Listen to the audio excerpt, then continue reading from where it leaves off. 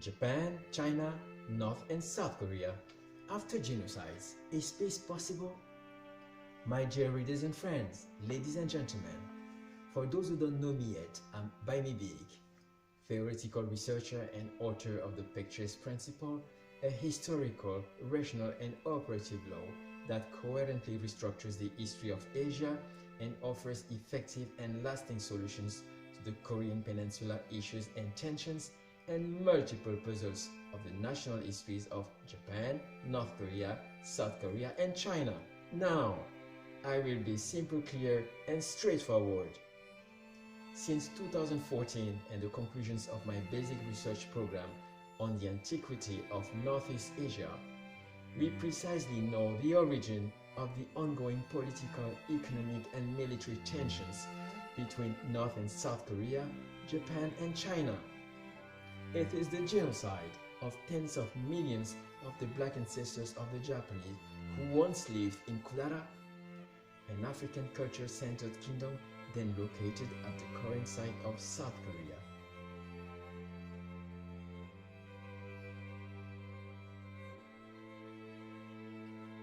The whole country will be surrounded by the armies of China and Shilla, that is South Koreans, so that no one escapes before being totally destroyed and burned to ashes.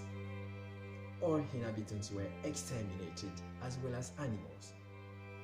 This genocide was conceived, planned, financed, organized, and executed between 658 and 660 AD by China, with white supremacy as its political and religious ideology.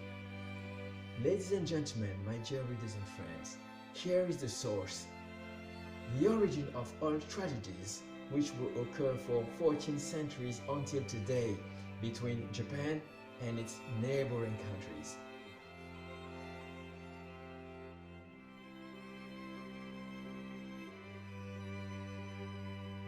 Share this video to get a debate, a public debate in South Korea, North Korea, China and Japan.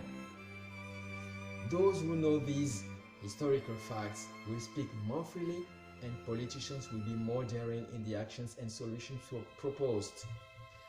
This genocide of Kudara people, ancestors of the Japanese, followed a period of more than 1,000 years of mass killings, systematic destruction and looting by China of great black kingdoms of African culture, then located in the Southeast, Central and Northeast Asia.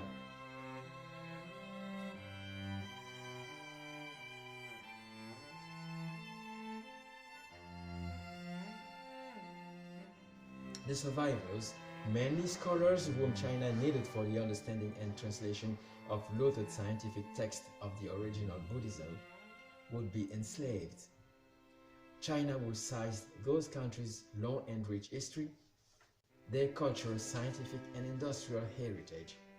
This generalized looting and related goods trafficking took place at continental scale along major routes militarily controlled by China, the Silk Roads.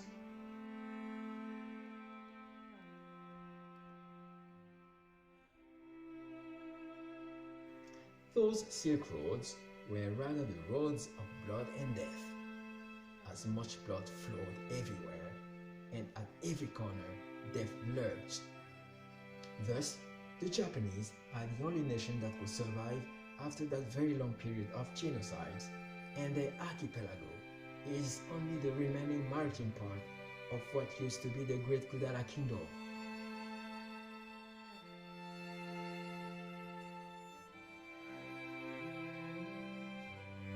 According to my 20-year research findings, it is the survivors of those massacres who, over the centuries, fleeing towards the east and the peninsula, would be the founders of Kudara Kingdom with some native peoples of the peninsula.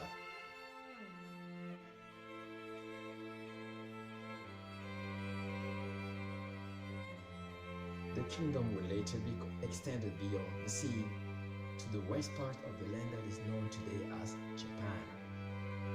Kudara, a political and cultural experience unique in humankind history, would experienced a meteoric rise to become in a few centuries the most brilliant civilization in Asia history.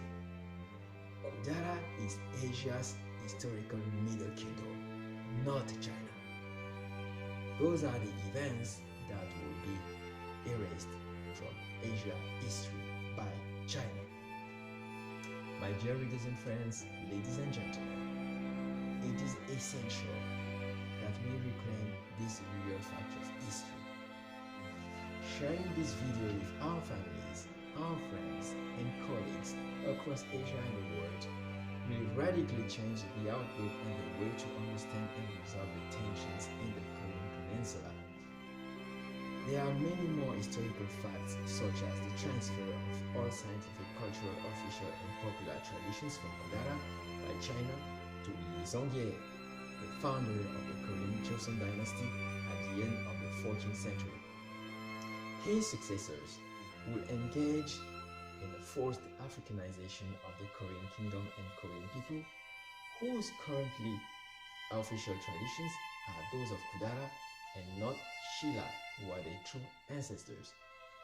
The most visible and obvious example is the writing system known as Hangul, currently used in North and South Korea, and which is in fact Kudara people's intellectual property. You will find both the results and detailed demonstrations of this scientific research program in my book, Paekché's Principe, The Great Secret of Asia. It is available on lulu.com, lulu.com, in English and French, and soon in other languages. Official governmental institutions or agencies in Japan, China, North and South Korea received my work as soon as the research article was published in 2014. They had 5 years to assess it and for taking useful actions or measures before I could widely disseminate my theory.